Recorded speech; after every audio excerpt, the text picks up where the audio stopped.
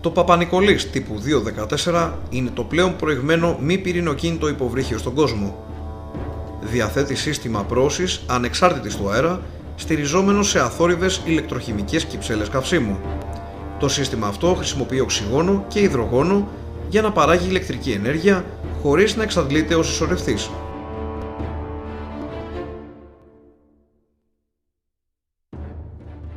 Τα 4 υποβρύχια τύπου 214 θα αντικαταστήσουν εισάριθμα τύπου 209.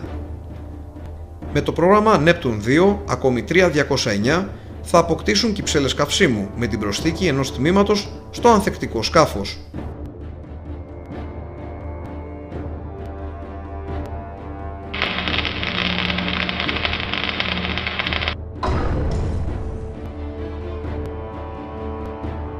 Με τις κυψέλες καυσίμου και τα υπόλοιπα στοιχεία του προγράμματος, οι ικανότητες των εξχρονισμένων υποβρυχίων θα πλησιάζουν εκείνες των νεότευτων.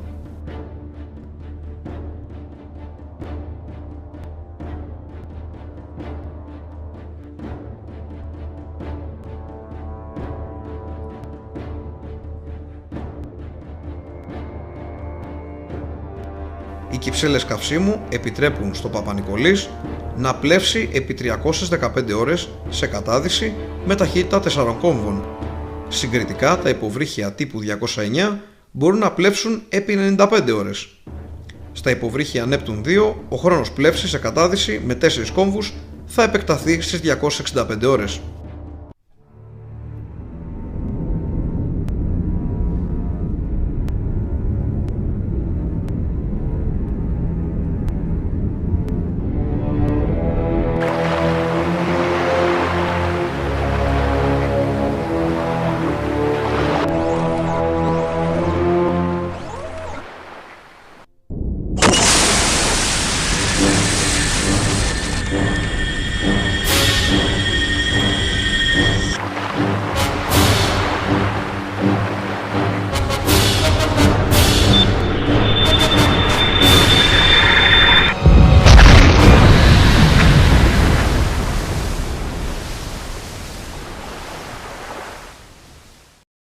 Τα υποβρύχια τύπου 214 διαθέτουν προηγμένο σύστημα διοίκησης και ελέγχου βολής ίσους 90. Το ολοκληρωμένο σύνολο σόναρ περιλαμβάνει ενεργητική διάταξη στον πύργο, κυλινδρική παθητική διάταξη στην πλώρη, παθητική πλευρική διάταξη, παθητικό σύστημα μέτρησης απόστασης και σόναρ αποφυγής ναρκών.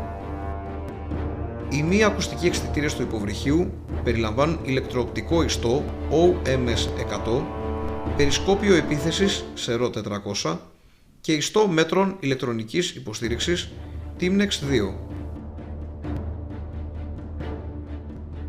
Οι τορπιλοσωλήνες είναι 8, από τους οποίους οι 4 μπορούν να εξαπολύσουν βλήματα εναντίον πλοίων Harpoon.